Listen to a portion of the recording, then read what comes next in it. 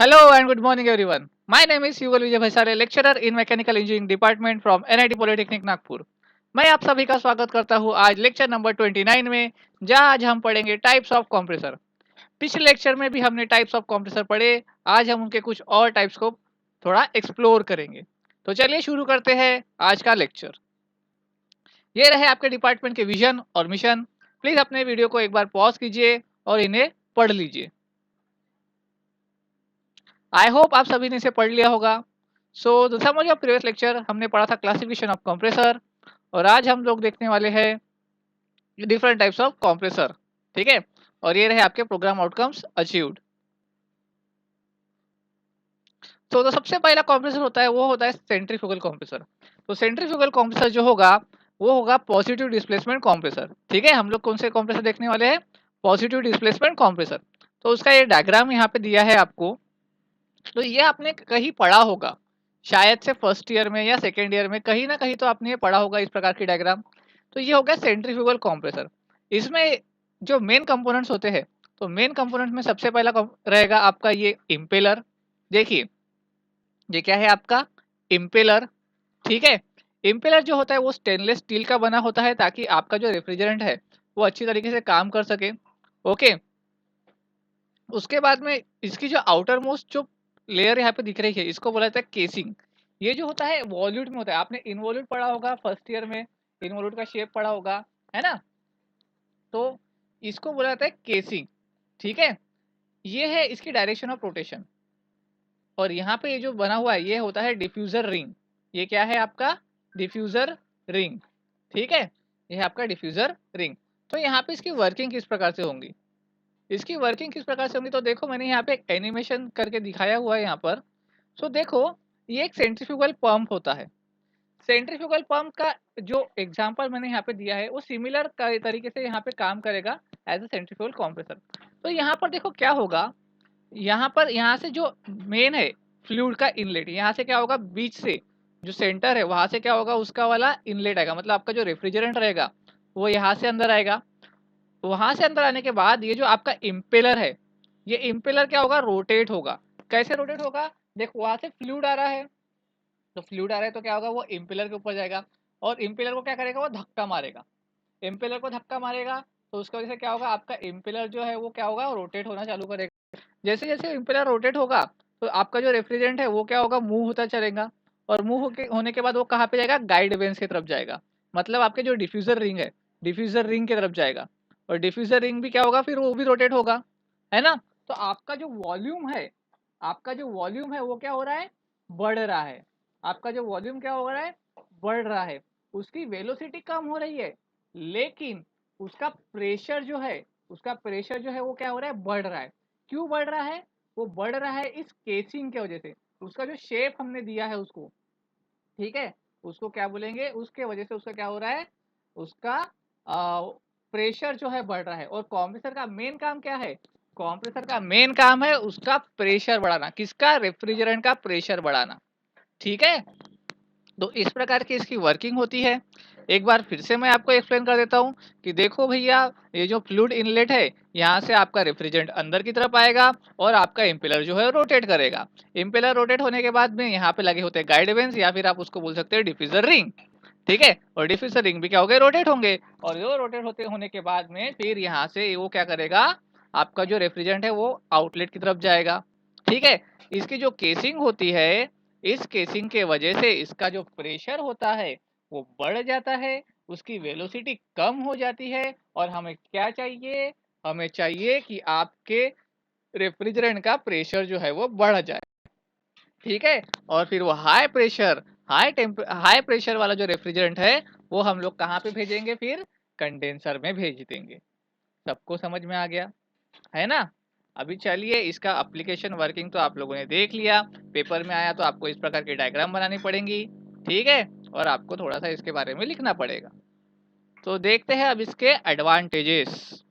So centrifugal compressor handles over large volume of refrigerant. तो आप इसमें बहुत ज़्यादा वॉल्यूम का रेफ्रिजरेंट एक साथ भेज सकते हो।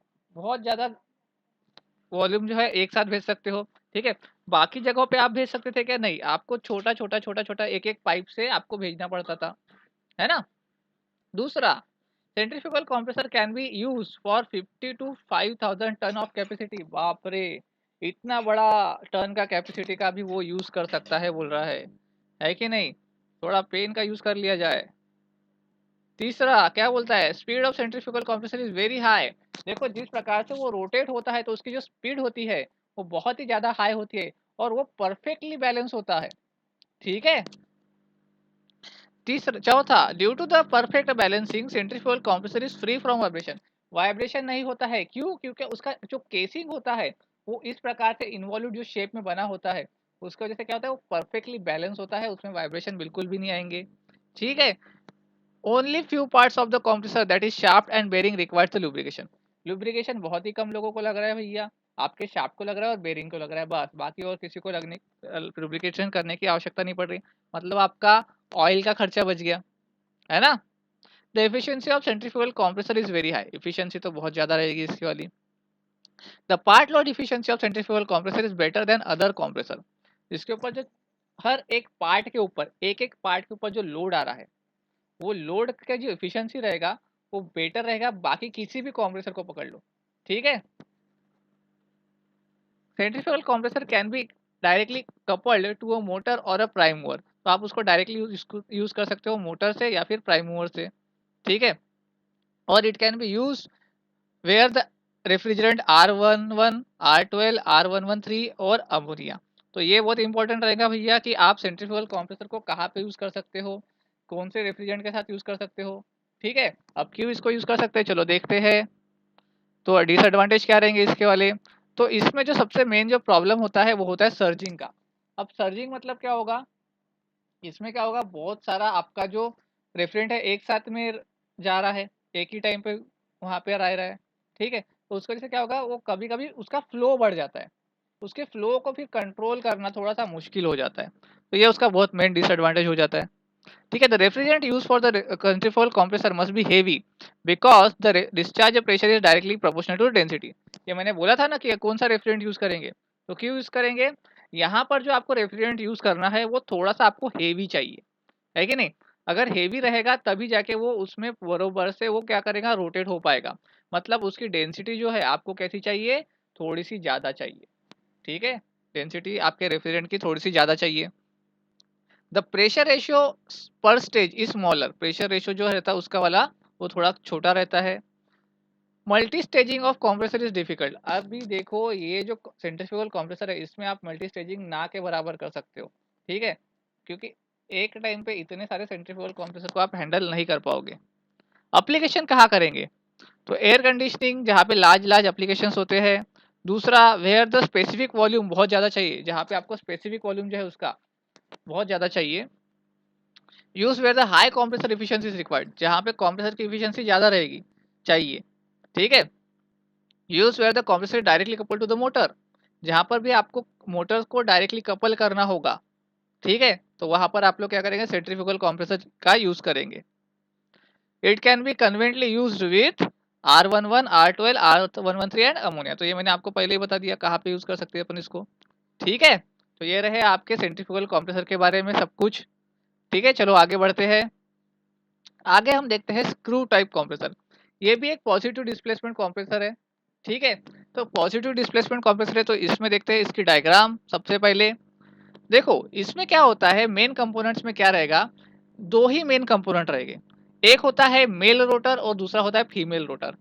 हाँ भैया आ गया आप दिमाग में तुम्हारे, मेल और फीमेल, बढ़िया, है ना? तो ये होता है मेल रोटर और दूसरा होता है फीमेल रोटर। तो हम लोग जो पावर देते हैं, हम जो पावर देंगे वो किसको देंगे, मेल रोटर को देंगे। मेल रोटर में जनरली जो होता है चार आपके ब्लेड्स होते हैं। ठीक है। एक आपकी केसिंग यहाँ पर बनी हुई है, ये देखिए एक जो है ये केसिंग है, ये केसिंग यहाँ पर बनी हुई है और यहाँ पर जो मेल रोटर है इसके चार ब्लेड्स होंगे। ये जो मेल रोटर है ये क्या करेगा, रोटेट होगा, पावर लेने की वजह से क्या होगा, ये देखो रोटेट होगा। और इसके साथ में डायरेक्टली कपल्ड होंगी फीमेल रोटर। फीमेल रोटर में कितने ब्लेड लगे होंगे, 6 ब्लेड लगे होंगे। ठीक है। 6 ब्लेड लगे होंगे। तो ये दोनों भी एक एट ए टाइम, देखो पहले ये रोटेट होगा, इसके रोटेशन होने की वजह से क्या होगा, ये फीमेल रोटर भी क्या होगा, रोटेट होगा। ठीक है। ये होता है आपके कंस्ट्रक्शन किसका, स्क्रू टाइप कॉम्प्रेसर का। अभी चलो इसका वर्किंग देखते हैं एक एनिमेशन के थ्रू। तो देखो भैया, यहाँ पर ये है इनलेट, ये क्या है आपका इनलेट है। अब यहाँ से क्या आ रहा है आपका रेफ्रिजरेंट आ रहा है, और मैंने पहले ही बोला था कि आपके मेल रोटर को क्या, आपका मेल रोटर जो है वो क्या करेगा, रोटेट होगा। तो ये जो आपका मेल रोटर है, ये जो है, ये देखो ये क्या है आपका मेल रोटर है, ये रोटेट हो रहा है। और ये क्या है फीमेल रोटर है, ये इसके वजह से क्या होगा, रोटेट होगा। अभी देखो यहाँ से रेफ्रिजरेंट आएगा और कहाँ पे जाएगा, वो मेल रोटर की तरफ जाएगा, और ये क्या करेगा, इसको रोटेट करेगा। अभी देखो ये क्या हो रहा है, स्क्रू के वजह से क्या हो रहा है, ऐसा ऐसा ऐसा ऐसा रोटेट हो रहा है। ठीक है, देखो छोटा छोटा छोटा छोटा ये क्या हो रहा है, रोटेट हो रहा है यहाँ पर। और धीरे धीरे धीरे धीरे देखो यहाँ पर इसका जो है प्रेशर जो है वो बढ़ रहा है। क्यों? क्योंकि उसको बहुत ही कम जगह मिल रही है, और कम जगह मिलने की वजह से क्या होगा, वो एकदम से कॉम्प्रेस हो जाता है। आपका जो रेफ्रिजरेंट है पूरी तरीके से क्या होता है, कॉम्प्रेस हो जाता है। देखो यहाँ पर इस वीडियो में, यहाँ पर देखो ब्लू कलर से आपका रेफ्रिजरेंट अंदर आ रहा है, और इसका कलर देखो यहाँ पर धीरे धीरे क्या हो रहा है, चेंज हो रहा है। और आउटलेट में देखो फिर इसका आपको रेड कलर में आउटलेट मिलेगा। मतलब क्या होगा, उसका प्रेशर जो है वो बढ़ गया, है ना। आपका प्रेशर जो है क्या हो गया, बढ़ गया। अपना मेन काम क्या है, प्रेशर बढ़ाना। तो यहाँ पर अपन ने क्या कर लिया, प्रेशर बढ़ा दिया। समझ में आ गया सभी को किस प्रकार से वर्क करेगा। Due to screw compression, the the space to compress is very low. That's why the compression occurs and the pressure increases of the refrigerant. And this is the working of screw type compressor. ठीक है, समझ में आ गया। चलो अभी इसके advantages देख लेते हैं। High volumetric efficiency is obtained as there is practically no clearance volume. तो यहाँ पे आपको क्लियरेंस वॉल्यूम बिल्कुल भी नहीं मिल रहा है, तो आपकी वॉल्यूमेट्रिक एफिशिएंसी क्या रहेगी, बहुत ज्यादा रहेगी।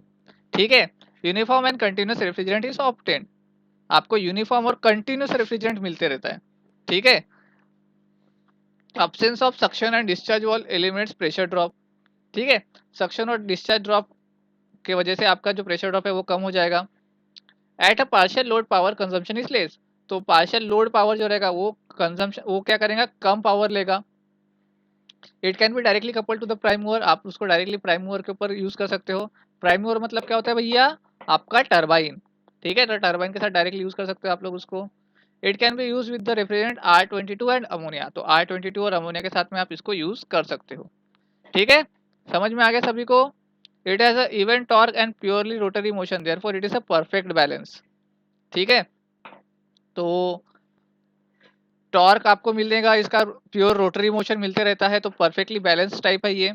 ठीक है, lubrication of oil is injected और स्प्रेड ओवर द रोटर और film to prevent the leakage. तो यहाँ पे लुब्रिकेशन ऑयल यहाँ पर हम लोग इंजेक्ट करते हैं ताकि आपको क्या होगा, लुब्रिकेशन होते रहे आपके जो स्क्रू वगैरह है। ठीक है, तो ये रहा overall about the screw type compressor. तो चलिए आगे बढ़ते हैं, देखते हैं स्क्रोल कॉम्प्रेसर। तो स्क्रोल कॉम्प्रेसर क्या होता है, चलो ये है इसका डायग्राम। अभी थोड़ा सा समझने की कोशिश करो कि स्क्रोल कॉम्प्रेसर यानी क्या। ठीक है, स्क्रोल कॉम्प्रेसर में आपको क्या क्या लगा हुआ दिखेगा। सबसे पहले तो यहाँ पर लिखा होगा एक ऑर्बिटिंग स्क्रोल। जो नीचे का पोर्शन है वो होता है ऑर्बिटिंग स्क्रोल। मतलब ये क्या करेगा, ये रोटेट होते रहेगा, स्क्रोल करते हुए रहेगा। ठीक है, हेलिकल पाथ जो होता है आपका, हेलिकली ये क्या होगा, आपका स्क्रोल करते हुए रहेगा। उसके ऊपर में लगा होता है सक्शन गैस इन। मतलब यहाँ से क्या होगा, आपका सक्शन होगा, आपका जो रेफ्रिजरेंट है वो क्या होगा, सक होगा। उसके ऊपर में लगा होता है आपका फिक्स स्क्रोल। मतलब ये फिक्स स्क्रोल है। आपका जो ऑर्बिट रहेगा, आपका जो स्क्रोलिंग का जो सेक्शन रहेगा, यूनिट रहेगा, वो क्या होगा, वो घूमते रहेगा ऑर्बिटिंग स्क्रोल। और उसके बाजू में ऊपर में क्या लगा रहेगा, एक फिक्स स्क्रोल लगा रहेगा। तो फिक्स स्क्रोल की वजह से क्या होगा, वो उसी के दायरे में रहेगा, उसी के दायरे में क्या होगा, वो स्क्रोल होते हुए रहेगा। और यहाँ पर देखो एक लगा है डिस्चार्ज पोर्ट। ठीक है, यहाँ पे देखो सक्शन पोर्ट और डिलीवरी पोर्ट आपको यहाँ पर दिया हुआ है। अभी चलो मैं इसका एक डायग्राम दिखा देता हूँ एनिमेशन के थ्रू, ये किस प्रकार से वर्क करेगा। तो ये देखो यहाँ पर ग्रीन कलर दिया है। ग्रीन कलर मतलब क्या हो गया, सक्शन हो गया। ठीक है, यहाँ पर देखो ये जो पूरी की पूरी बाउंड्री है ये हिल रही है क्या, पीछे की, ये पीछे की जो बाउंड्री है ये व्हाइट कलर वाली, ये हिल रही है क्या, ये नहीं हिल रही है। तो ये क्या हो गया आपका फिक्स्ड स्क्रोल। ये क्या हो गया आपका फिक्स्ड स्क्रोल, वो बिल्कुल भी नहीं हिलेगा। आपका जो रेड कलर का जो बाउंड्री है, ये रेड कलर की जो बाउंड्री है ये हिल रही है। तो इसको क्या बोलेंगे हम लोग, ऑर्बिटिंग स्क्रोल बोलेंगे। क्या बोलेंगे, ऑर्बिटिंग स्क्रोल। ठीक है। अभी देखो काम कैसे करेगा भैया ये। तो देखो ग्रीन कलर का आपने सक्शन से रेफ्रिजरेंट अंदर ले लिया, सक्शन हो गया आपका। तो सक्शन होने के बाद में क्या होगा, देखो ये अंदर ले लिया, तो ये जो रोटेट हो रहा है ये क्या हो रहा है, स्क्रॉल कर रहा है। तो इसकी वजह से क्या होगा, इसका प्रेशर जो है वो क्या होगा, बढ़ते जाएगा, है ना। देखो वो क्या आपकी बाहर की बाउंड्री तो फिक्स है, लेकिन सिर्फ एक ही बाउंड्री को जो हो रही है वो क्या हो रही है, रोटेट हो रही है। मतलब आपकी जो ऑर्बिटिंग स्क्रोल है वही क्या हो रहा है, वो रोटेट हो रहा है ना। तो इसके वजह से क्या होगा, ये जो आपका रेफ्रिजरेंट है वो दब जाएगा, एक जगह पे क्या हो जाएगा, वो दब जाएगा। और दबने की वजह से क्या होगा, उसका प्रेशर जो है, उसका प्रेशर जो है वो बढ़ जाएगा, उसको जगह नहीं मिलेंगी। जगह नहीं मिलेंगी तो उसको उतनी ही जगह में क्या करना पड़ेगा, कॉम्प्रेस होना पड़ेगा। और क्या होगा, उसका प्रेशर जो है, उसका जो टेम्परेचर है वो क्या हो जाएगा, बढ़ जाएगा। ठीक है। और बाद में through the delivery discharge port, through the delivery port, यहाँ से कहीं से तो भी वो डिलीवरी कर लेगा। यहाँ पे देखो, यहाँ पे गैप दिख रहे हैं ना, यहाँ से क्या होगा, उसका डिलीवरी हो जाएगा, मतलब बाहर वो निकल जाएगा। आई होप सभी को इसका वर्किंग समझ में होगा। बहुत ही सिंपल है। देखो दो तरीके के स्क्रोल होते हैं, एक होता है फिक्स स्क्रोल जो बिल्कुल रोटेट नहीं करेगा, और दूसरा होता है उसी के अंदर में ऑर्बिटिंग स्क्रोल जो रोटेट होते रहेगा हेलिकल पोर्शन में। ठीक है, about a fix point. Suction port से क्या होगा, आपका रेफ्रिजरेंट अंदर की तरफ आएगा, रेफ्रिजरेंट अंदर की तरफ आ गया। अब आपका जो ऑर्बिटिंग स्क्रोल है वो क्या होगा, रोटेट होगा। और रोटेट होने की वजह से क्या होगा, वहां पर आपको कॉम्प्रेशन मिल जाएगा, और कॉम्प्रेशन हो गया तो आपका प्रेशर बढ़ जाएगा रेफ्रिजरेंट का, और उसके बाद वो क्या होगा, डिस्चार्ज हो जाएगा थ्रू द डिलीवरी पोर्ट। ठीक है, ये हो गया आपका वर्किंग किसका, स्क्रोल टाइप कंप्रेसर। अभी ये देखो यहाँ पर ये जो ऑर्बिट की तरह यहाँ पे घूम रहा है, इसीलिए इसको ऑर्बिटिंग कंप्रेसर भी बोला जाता है। ठीक है, तो ये बेटा ध्यान में रखना, कभी कभी आपको क्वेश्चन में पूछ सकता है कि स्क्रोल कंप्रेसर नहीं बोलेंगे, वो बोलेंगे आपको ऑर्बिटिंग कंप्रेसर बताओ। तो कौन सा बताएंगे अपन, स्क्रोल कंप्रेसर के बारे में पूरा लिख लेंगे। ठीक है, चलो आगे बढ़ते हैं, एडवांटेजेस देख लेते हैं।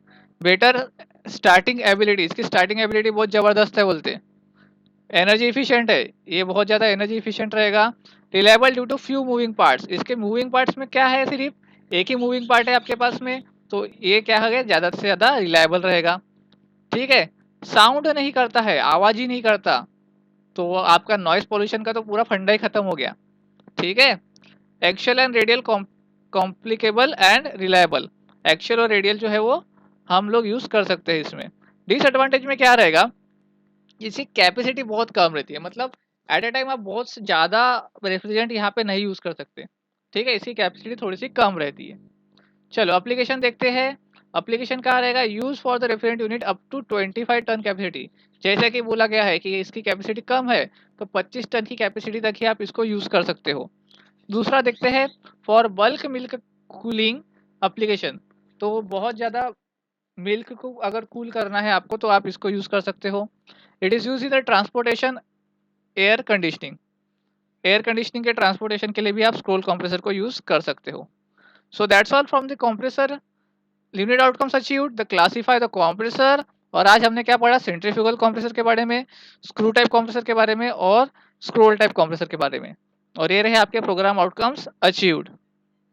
सो क्वेश्चन किस प्रकार से पूछेगा आपको कि what are the application of centrifugal compressor, तो एप्लीकेशन बता दीजिए सेंट्रीफ्यूगल कंप्रेसर के।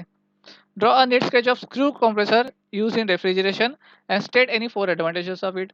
तो भैया स्क्रू टाइप कंप्रेसर का डायग्राम बनाइए और उसके 4 एडवांटेजेस लिख लीजिए। What are the applications of scroll type compressor, तो स्क्रोल टाइप कंप्रेसर के एप्लीकेशंस लिख लीजिए। ठीक है, तो that's all from today's lecture. Thank you, मिलते हैं अगले लेक्चर में, हम पढ़ेंगे वहां पर कंडेंसर्स। तब तक के लिए keep learning, happy learning, bye bye.